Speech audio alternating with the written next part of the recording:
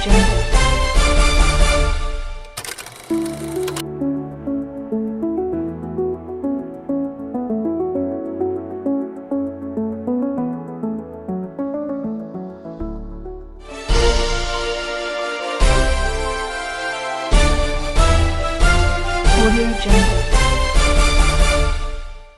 And the looting of their politicians and their relatives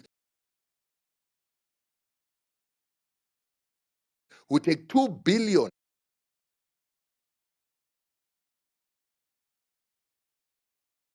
each and every country, Malawi and Zimbabwe, that had people on that bus, all have better HIV treatment programs than South Africa. They manufacture their own ARVs. Hence, Botswana is getting ARVs from Zimbabwe, not South Africa, because South Africa doesn't manufacture its own ARVs. South Africa has got a 78% rollout of ARV treatment for its HIV population. Zimbabwe has a 92%. But South Africans want us to believe that people who've got a 92% rollout of ARVs, people who give their HIV prone victims PEP and PrEP prophylaxis on a habitual basis, particularly to sex workers and people that are highly sexually active, they want us to believe that somehow their HIV programs are failing because of Zimbabwe and Malawi, yet those countries treat HIV better, have reduced HIV, while South Africa has increased its HIV by 39%. It's absurd. And this hatred of foreigners is what was being addressed by the court to say when you target foreigners, so you target foreigners to blame them for crimes, you target foreigners for harassment, you target foreigners for even victimization, you target foreigners for violence, target foreigners to deny them and deprive them of healthcare, that takes away their right to peace, justice, and dignity. Those are violations of human rights. And those are things that could get South Africa sanctioned in future.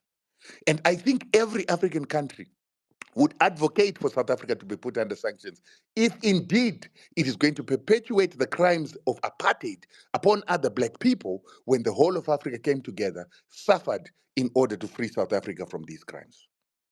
So I don't understand. When I listen to Shati sometimes, I get shocked that this is the same Shati that I once gave my number so that we can communicate. Yet in his back of his mind, he always thought that I'm some alien or some animal from another country that is not human like him. He's giving us the same treatment that they were given by the apartheid government, and he expects us to understand and to tolerate it. It's insanity. It's insanity for people. It's insanity for people who are under apartheid to now want to extend that apartheid upon other Africans and expect us to tolerate it. It's insanity. Because apartheid was exactly what Zandile Dabula want to do. It is exactly what it is. Kurisi, please don't open your mouth for now, my friend. So you can't say don't open your mouth. Correct. Don't say mouth. Sorry. Don't say mouth. Sorry. Your mic. Sorry, Kurisi. I just wanted to ask that guy a question. I wanted to ask you the question. Your mic. Sorry. I wanted to say don't open your mic. Sorry, not your mouth. Sorry about that, Kurisi. It's your mic. But to be fair, it's the same thing. Mouth, mic, same thing. Okay.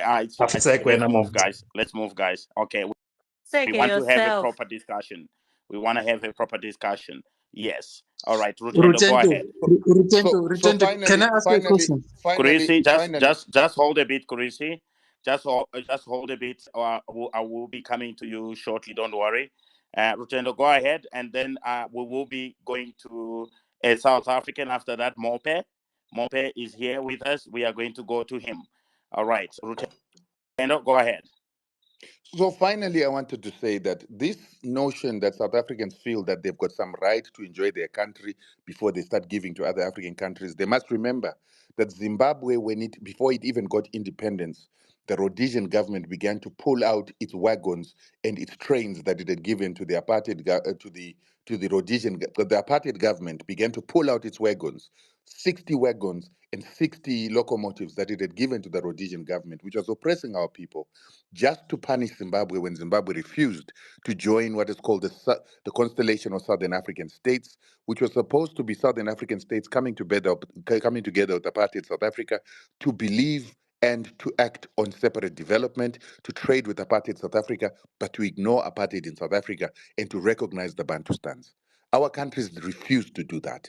They formed SADC in order to fight apartheid, and instead of being in harmony with the apartheid government, which was a superpower with nuclear weapons, they chose to go to war. We were under sanctions and went into war from the first day of our independence because we were fighting for the liberation of South Africa.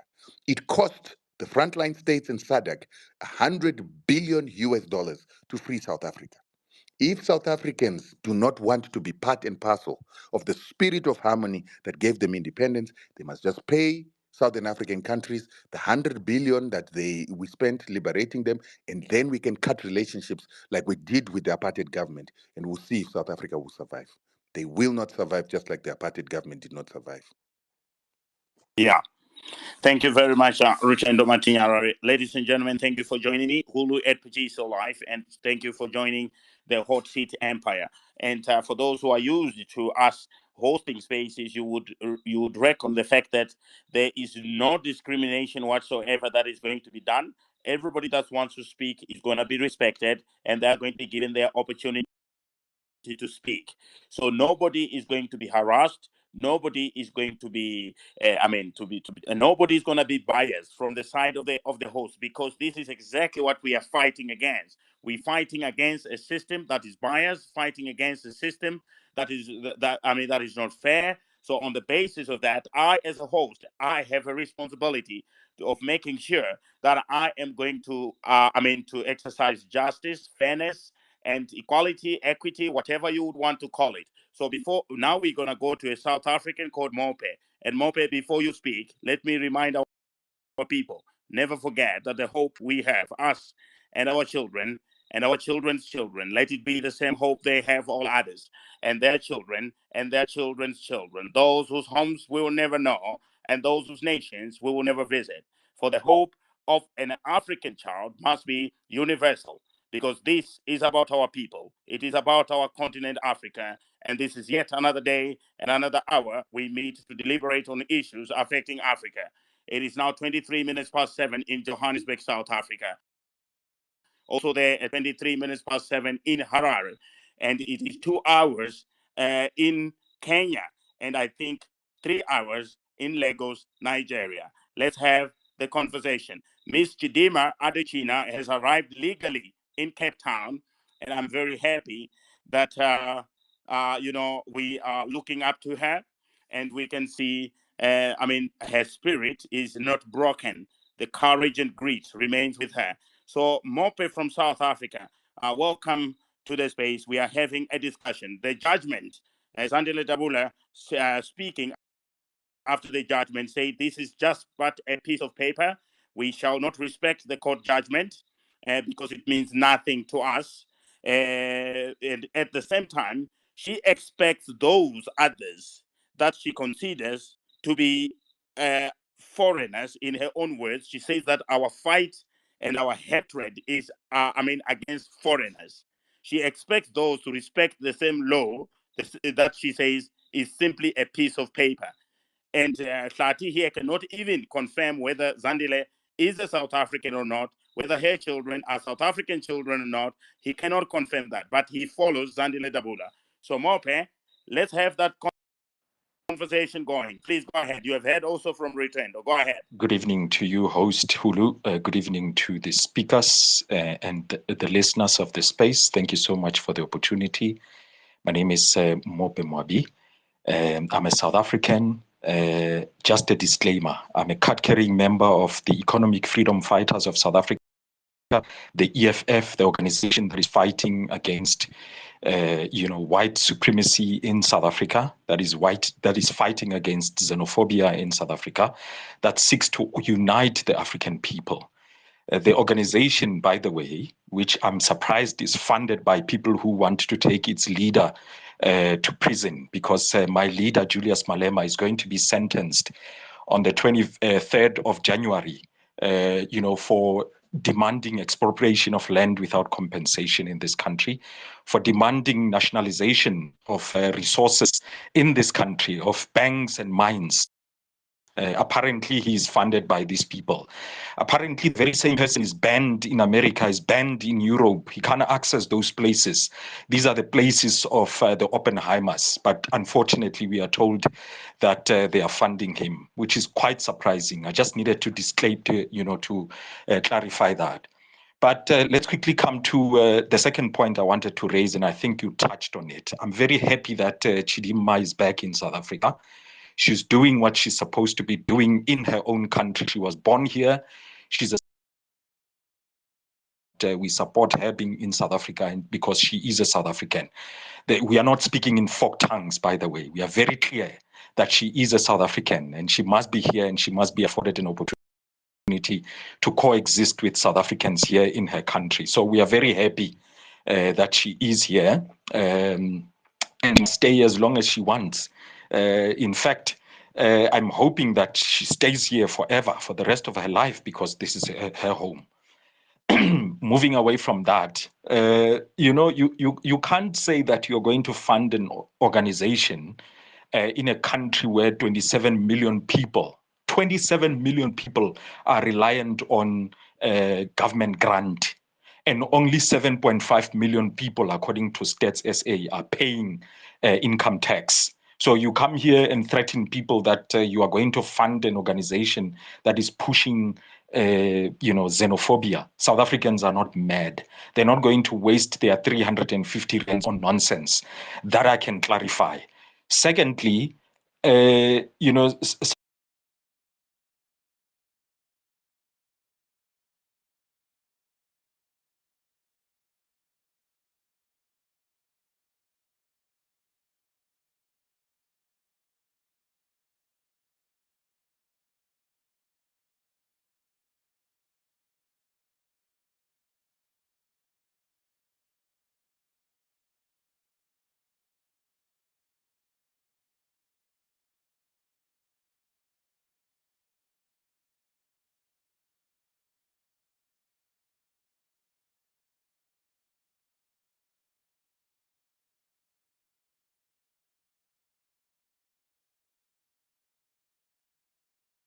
South Africans are not mad in such a way that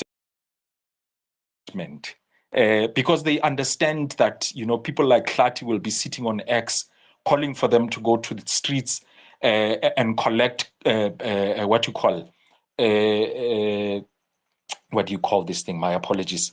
Criminal records. I mean, you look at people like Nhlanhla Lux. The reason why Nhlanhla Lux is quiet like he is now is because a court of law of this country found him guilty of harassing a person in Soweto.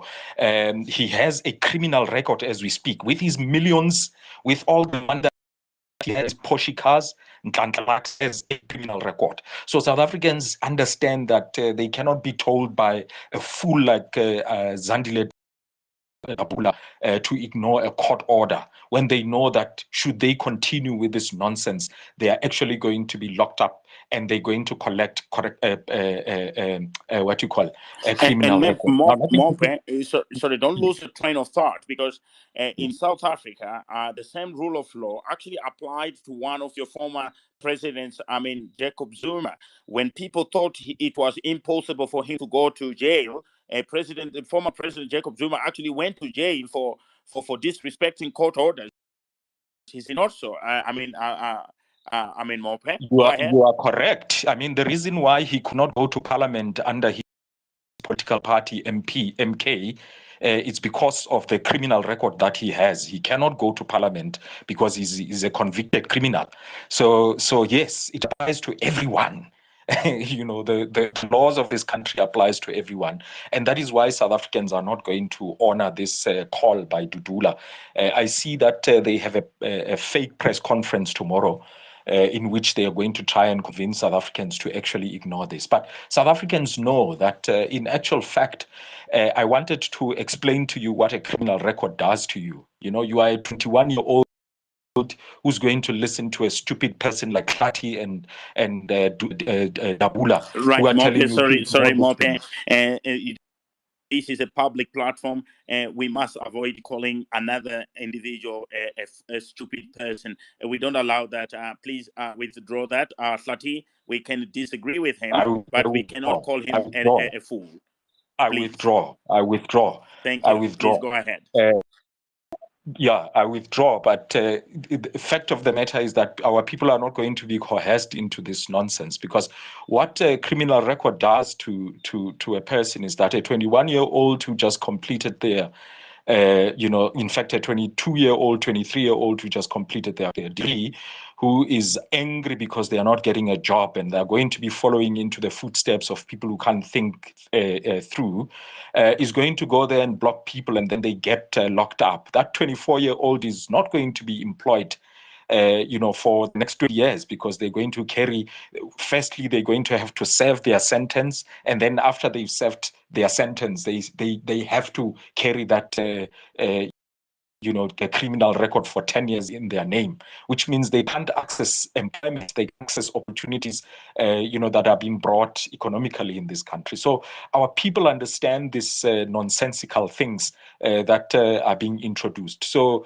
it's foolishness for people to want to think that they're going to coerce our people into that. In fact, I think one of the reasons why they are so frustrated is because they know that they've got nowhere to go now.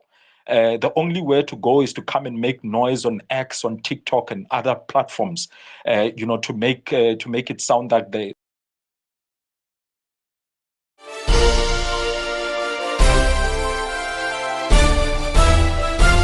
Audio Jungle.